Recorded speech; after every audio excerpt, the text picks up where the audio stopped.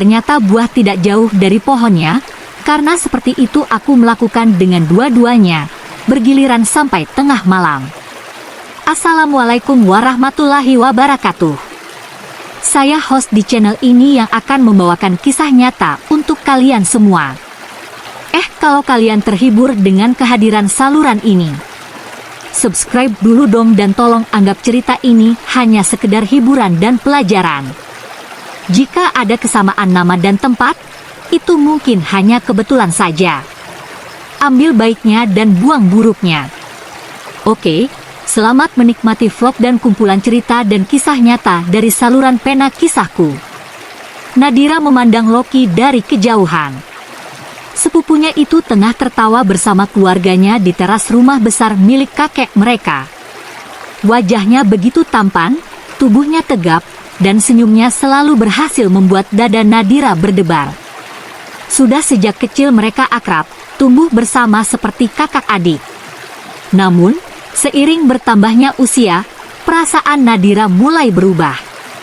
Bukan lagi rasa sayang sebagai saudara, melainkan sesuatu yang lebih dalam, lebih menggelora, sesuatu yang seharusnya tidak boleh ada di antara mereka. Loki sudah dijodohkan dengan seorang perempuan bernama Melati. Gadis itu berasal dari keluarga terpandang, cantik, dan sopan. Pernikahan mereka tinggal beberapa bulan lagi, dan setiap kali Nadira mendengar pembicaraan tentang itu, hatinya seperti diremas. Suatu sore, Loki menemui Nadira di taman belakang rumah kakek. Senja melukis langit dengan warna jingga keemasan, dan angin berhembus lembut di antara pepohonan. Nadira, Loki memanggilnya dengan suara pelan. Nadira menoleh, menatap mata Loki yang dipenuhi keraguan. "Kau kenapa?" tanyanya, mencoba bersikap biasa saja.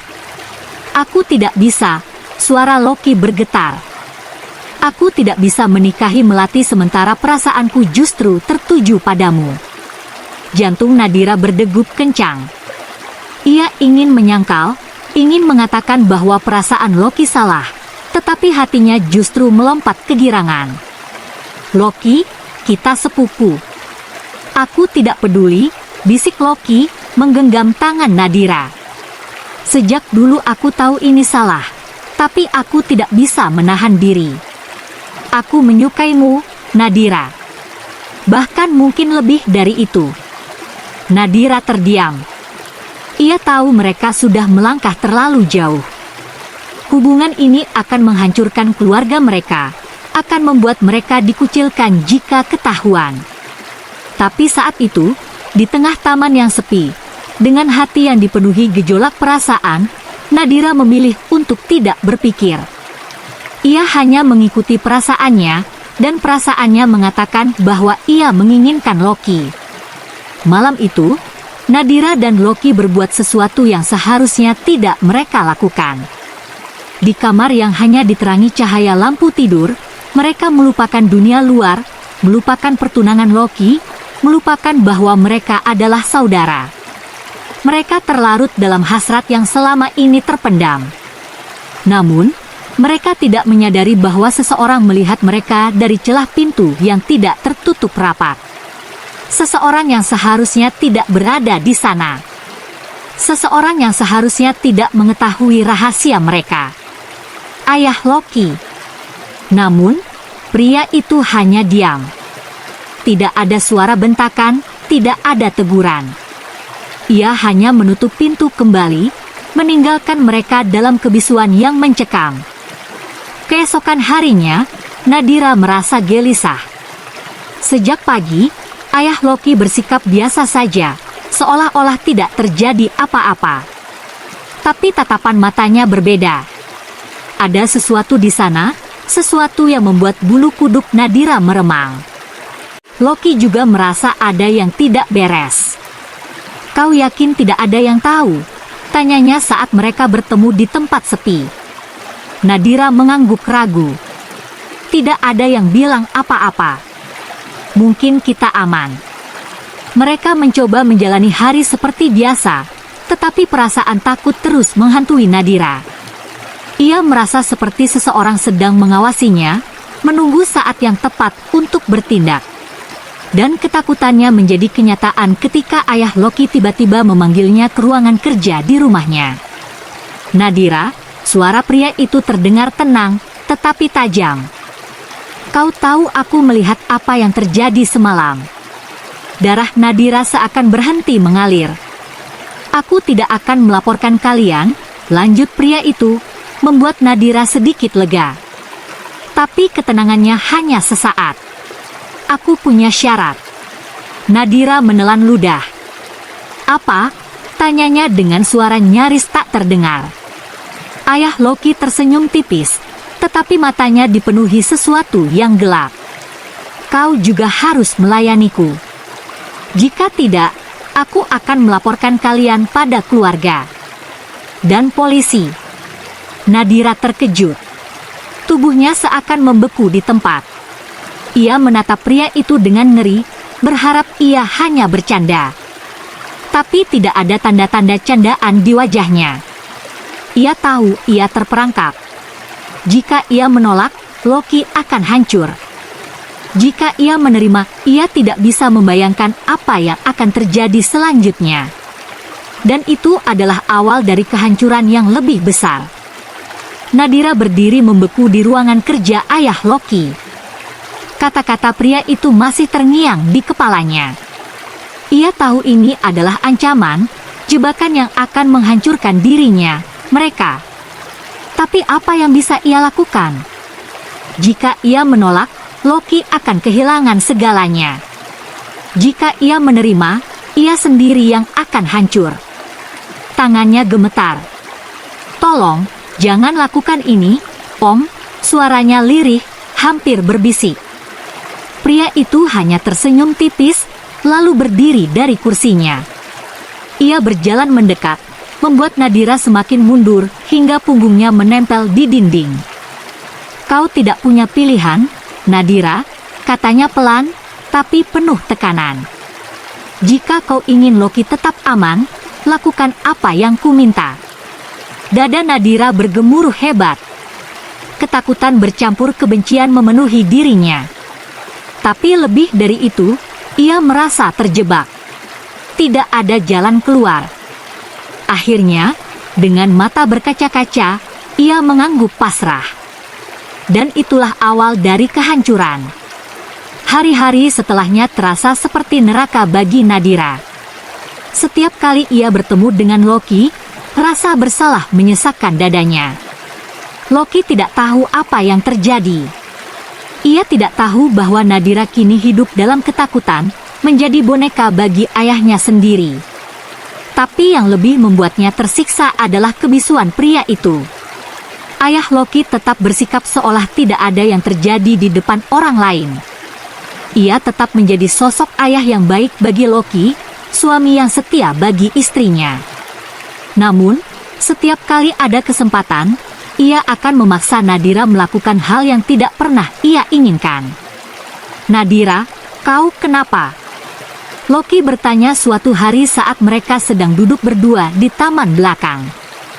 "Kau terlihat berbeda akhir-akhir ini." Nadira tersentak. Ia berusaha tersenyum, tetapi senyumnya terasa hambar. "Aku baik-baik saja." Loki mengerutkan kening. "Kau yakin?" Ia ingin berteriak, ingin mengatakan semuanya, bahwa mereka telah terperangkap dalam situasi yang lebih mengerikan daripada yang bisa mereka bayangkan. Tapi ia tidak bisa. Jika Loki tahu, semuanya akan berakhir lebih buruk. "Aku hanya lelah," katanya akhirnya. Loki menghela napas, lalu meraih tangannya. "Aku tahu ini sulit untukmu. Aku juga merasa tersiksa karena harus menikahi Melati sementara aku mencintaimu. Tapi aku akan mencari jalan keluar. Aku akan membatalkan pernikahan ini." Nadira menatapnya dengan mata melebar. "Jangan," katanya cepat. Loki terkejut. "Kenapa? Bukankah ini yang kita inginkan?" Nadira menggigit bibirnya. Jika Loki membatalkan perjodohan, ayahnya pasti akan murka. dan murkanya bisa berujung pada sesuatu yang lebih buruk. Karena Nadira mencoba mencari alasan, tapi otaknya terasa kosong. "Apa kau ingin aku menikahi Melati?" tanya Loki dengan suara terluka. Nadira ingin berbohong, ingin mengatakan bahwa ia tidak peduli. Tapi air matanya lebih dulu mengalir. "Aku tidak tahu, Loki. Aku benar-benar tidak tahu." Loki menghela napas panjang. "Aku tidak akan membiarkanmu tersakiti, Nadira. Aku akan mencari cara agar kita bisa bersama." Nadira hanya diam. Ia tahu bahwa mereka telah masuk terlalu jauh dalam jebakan yang lebih besar dari sekadar perasaan terlarang. Hari berganti hari. Pernikahan Loki semakin dekat, dan semakin dekat pula Nadira dengan neraka yang dijalaninya. Hingga suatu malam, saat ia hendak kembali ke kamarnya di rumah kakek, Loki menariknya ke sudut ruangan yang gelap. "Aku sudah memutuskan," katanya dengan nada tegas. "Aku akan membatalkan pernikahan ini." Nadira merasakan kepanikannya meningkat. "Loki, jangan! Kau tidak tahu apa yang kau lakukan." "Aku tahu," katanya mantap. "Aku sudah bicara dengan Melati. Dia juga tidak ingin menikah denganku. Aku akan bicara pada orang tua kita besok." Nadira merasa napasnya tercekat. Jika Loki benar-benar melakukan ini, ayahnya pasti akan mengambil tindakan. "Loki, kau tidak bisa." Nadira mencengkeram lengannya. "Tolong, jangan lakukan ini." Tapi Loki hanya tersenyum menenangkan. "Percayalah padaku, Nadira. Aku akan memperjuangkan kita." Dan saat itu, Nadira tahu bahwa semuanya akan berantakan lebih cepat dari yang ia bayangkan. Malam itu, Nadira tidak bisa tidur. Kata-kata Loki terus terngiang di kepalanya. Jika besok Loki benar-benar membatalkan pernikahan, maka ayahnya tidak akan tinggal diam. Nadira tahu betul bagaimana pria itu. Ia bukan hanya seseorang yang bisa mengancam, tetapi juga bisa bertindak lebih jauh jika keinginannya tidak dituruti.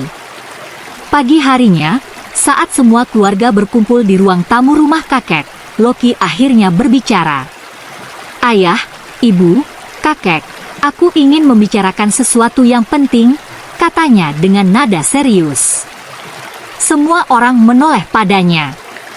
Nadira menggenggam ujung gaunnya, hatinya berdebar kencang. "Aku ingin membatalkan pernikahanku dengan Melati," kata Loki dengan tegas. Ruangan mendadak sunyi. Semua orang terkejut.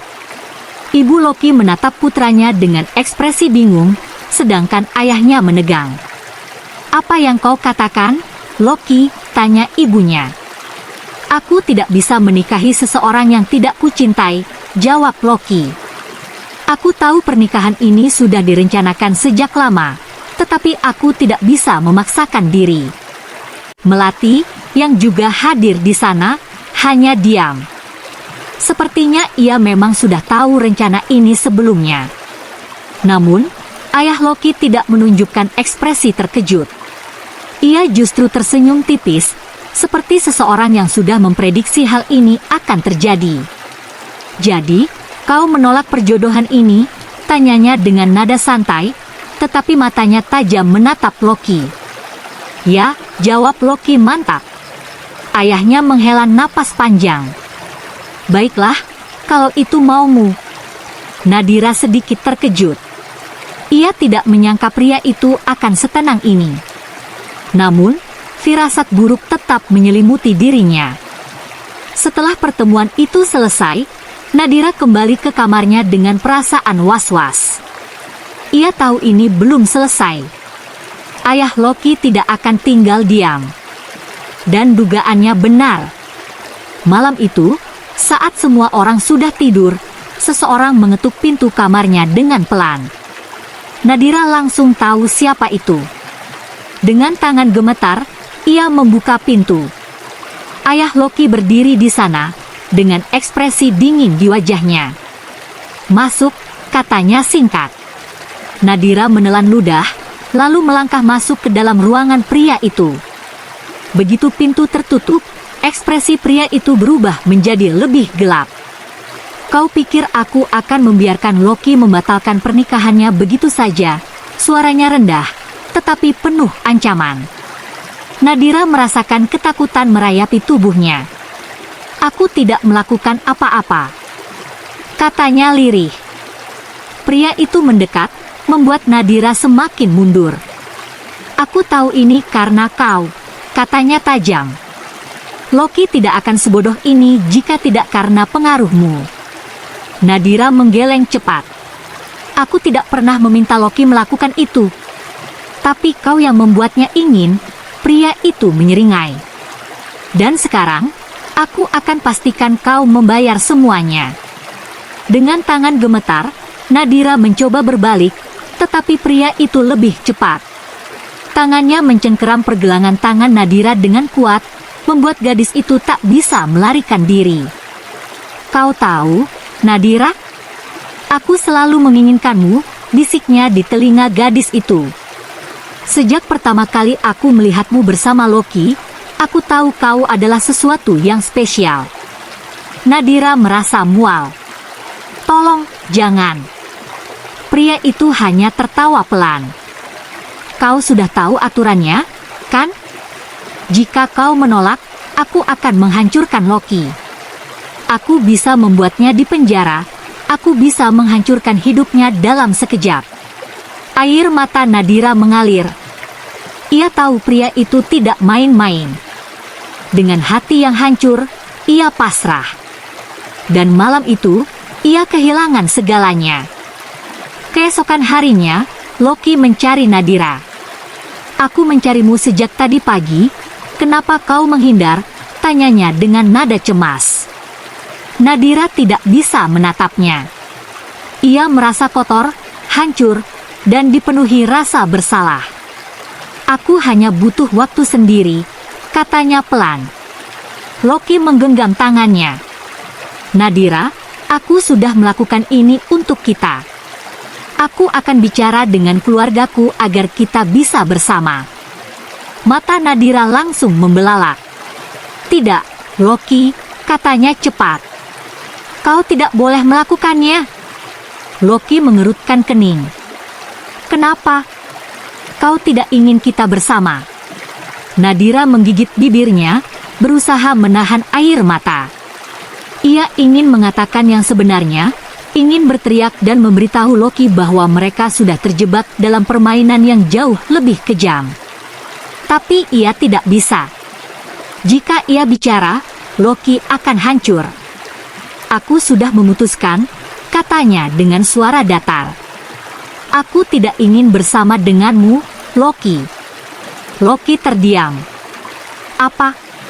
Aku sadar ini semua salah, lanjut Nadira, meski suaranya bergetar. Aku hanya terbawa perasaan. Aku ingin kau menikahi Melati dan menjalani hidupmu dengan baik. Loki tampak terpukul. Kau tidak serius? Aku serius. Nadira menguatkan dirinya. Aku tidak mencintaimu, Loki. Semua ini hanya kesalahan. Loki menatapnya dengan mata penuh luka. Kau berbohong, suaranya serak. Tidak, Nadira berbohong untuk pertama kalinya dalam hidupnya. Lupakan aku, Loki. Lupakan semuanya. Loki berdiri di sana, terpukul dan bingung. Setelah beberapa saat, ia mengangguk pelan. Baiklah, katanya dengan suara dingin. Kalau itu yang kau mau. Dan saat Loki pergi meninggalkannya, Nadira jatuh berlutut. Ia sudah menghancurkan satu hati untuk melindungi yang lain. Tapi apakah ini benar-benar akan menyelamatkan mereka? Nadira menghabiskan hari-harinya dalam kehampaan. Sejak ia memutuskan untuk menjauh dari Loki, semuanya terasa hampa. Ia kehilangan seseorang yang paling ia cintai demi menjaga rahasia kelam yang menghantuinya. Namun, yang lebih mengerikan adalah sikap ayah Loki. Pria itu semakin sering mengontrol hidupnya, seolah-olah Nadira adalah miliknya. Setiap kali mereka bertemu, tatapan pria itu penuh kemenangan, seakan menikmati penderitaan yang Nadira alami. Di sisi lain, Loki berubah drastis. Ia bukan lagi laki-laki yang ceria dan penuh semangat.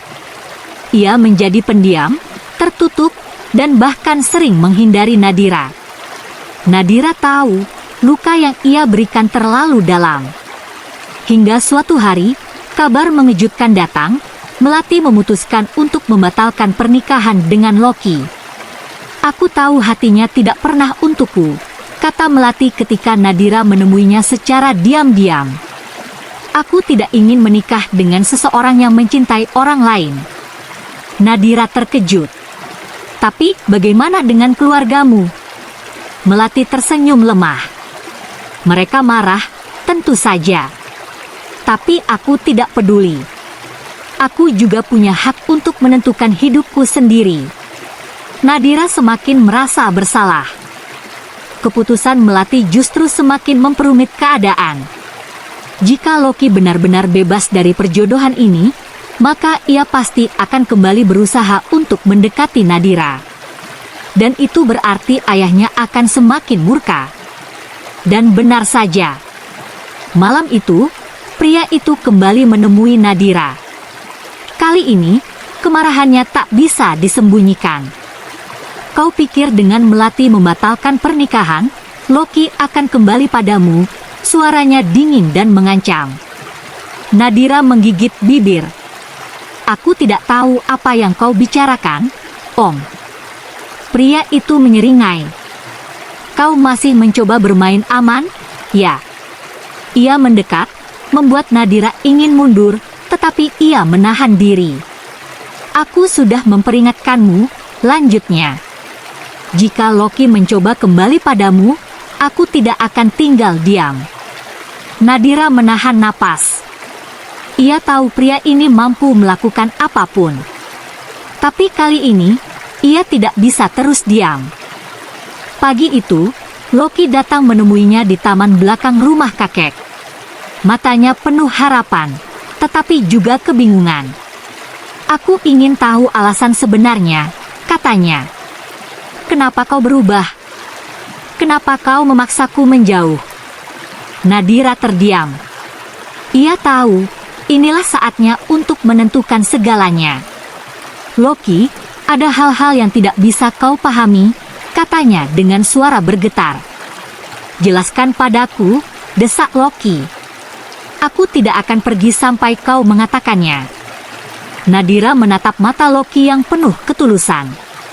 Ia tahu, jika ia tetap diam, maka penderitaan ini tidak akan pernah berakhir. Akhirnya, dengan air mata yang mengalir, ia berkata, "Ayahmu mengancamku, Loki." Loki membeku. "Apa?" Nadira menarik napas dalam-dalam. "Ia tahu tentang kita. Dan sejak saat itu, ia memanfaatkan aku. Ia mengatakan kalau aku menolak, ia akan menghancurkanmu." Wajah Loki berubah pucat. Rahangnya mengeras. "Kau serius?" Nadira mengangguk. "Aku tidak ingin kau tahu, Loki. Aku tidak ingin kau terluka lebih dalam. Tapi aku tidak bisa terus diam." Loki mengepalkan tangannya, matanya merah karena amarah. "Ayahku melakukan itu padamu." Nadira hanya bisa mengangguk lagi. Tanpa berkata apa-apa, Loki berbalik dan berjalan cepat ke dalam rumah. Nadira tahu, ini akan menjadi akhir dari semuanya. Malam itu, terdengar suara pertengkaran hebat di rumah kakek. Suara Loki berteriak marah, sementara suara ayahnya terdengar menahan emosi. Keluarga yang lain hanya bisa diam, tidak tahu apa yang sebenarnya terjadi. "Kau mengancamnya. Kau memanfaatkan keadaan untuk keuntunganmu sendiri," suara Loki menggema. "Kau tidak tahu apa yang kau bicarakan, Loki," balas ayahnya dengan nada penuh peringatan. "Aku tahu semuanya. Aku tahu kau memperlakukan Nadira dengan cara yang tidak pantas. Kau pikir aku akan diam saja? Hening sejenak. Lalu suara ayah Loki terdengar lebih rendah, tetapi penuh ancaman. Kalau kau berani menyebarkan ini, aku akan memastikan kau menyesal, Loki. Tapi Loki tidak takut. Ia sudah memutuskan. Beberapa hari setelah pertengkaran itu, ayah Loki pergi meninggalkan rumah. Entah kemana, tetapi yang jelas, ia tidak akan kembali dalam waktu dekat. Keluarga tetap bungkam, tetapi ada ketegangan di antara mereka. Loki menemui Nadira sekali lagi. Aku sudah membongkar semuanya, katanya dengan suara tenang. Dan aku tidak akan membiarkan dia mengendalikan hidup kita lagi. Nadira menatapnya, masih takut. Apa yang terjadi sekarang? Loki tersenyum kecil. Sekarang, kita bisa memutuskan jalan kita sendiri. Nadira terdiam. Setelah semua yang terjadi, bisakah mereka benar-benar memulai kembali? Namun, satu hal yang pasti, mereka tidak lagi berada dalam cengkeraman seseorang yang ingin menghancurkan mereka. Dan itu sudah lebih dari cukup. Dengan demikian cerita di episode ini selesai. Terima kasih karena sudah mau mendengarkan kisah nyata ini.